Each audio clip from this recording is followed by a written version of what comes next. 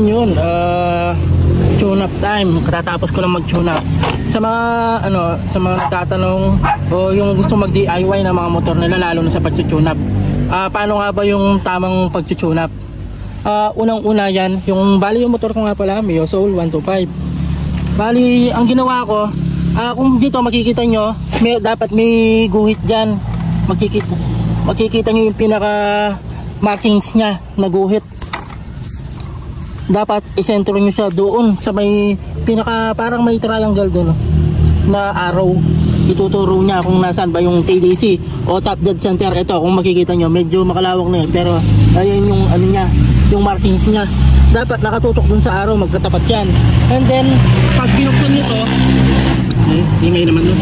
Pag binuksan nyo yan, bali nabuksan ko na kanina nga pala yan, dapat naka-top dead center o TDC itong motor nyo. Nang sa ganun, pag gagalawin nyo yung pinaka-rocker arm nya dun sa may ikuan ng valves, sa may ikuan ng valve, pag inuga-uga mo yan, dapat gagalaw yan, hindi matigas.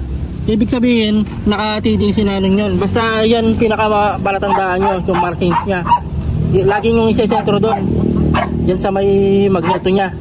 Ayun, dito banda. Yan, magkatapat yan. And then napaka-importante na meron kayong ganito. Ito. Bali ito, na-order ko lang to sa online shop. Tapos alamin nyo kung ano ba yung intake saka yung exhaust clearance ng motor nyo. Kung paano malaman yan, dito makikita nyo dyan. Kung stock yung mga motor nyo, ito yung valve clearance nya. Kung mapapansin nyo, ayan, turo ko.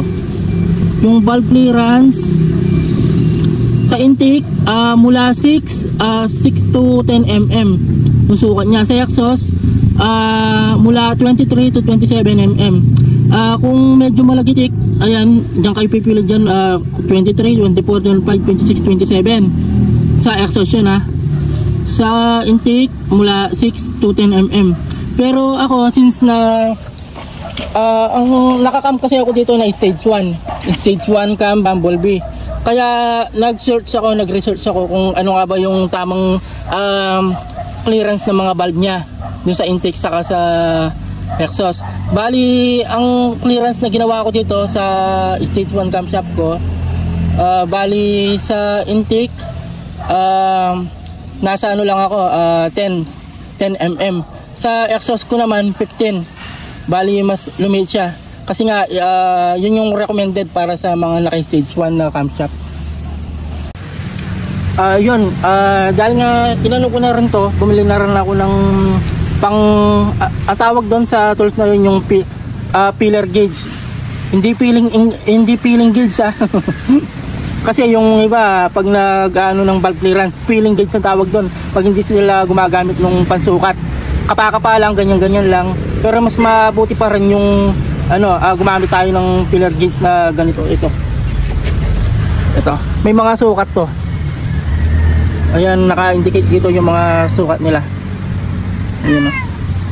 Tapos pag kunwari ito gagamitin nyo, dapat pag pinasok nyo to, madaling ipasok. Tapos pag hugutin nyo, medyo magaspang siya pag hilahin nyo.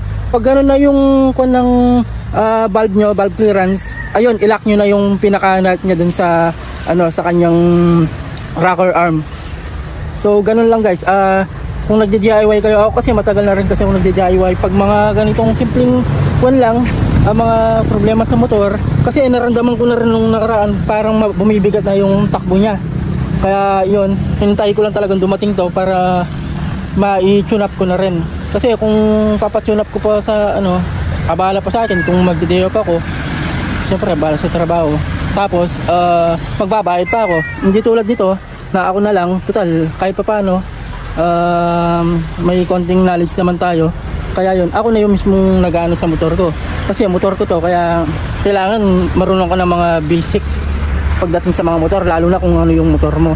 Para kung masiraan ka man sa daan, yun, ikaw na lang yung mag-aayos.